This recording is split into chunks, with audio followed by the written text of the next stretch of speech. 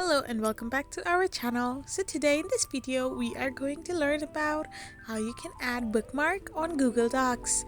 So without wasting much of our time, let's get straight into the video. So first of all, you need to open a web browser of your preference and type in the URL www.docs.google.com. Once you do this, you will end up in this kind of page. So you need to select a project of your preference or start a new one.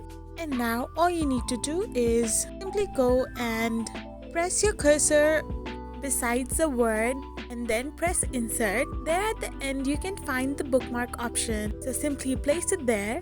So this is how you can add a bookmark. So to link your bookmark to another word or any other letter, you simply select a text and simply press on insert, then go to link, and from headings and bookmarks, just select the bookmark you have just inserted.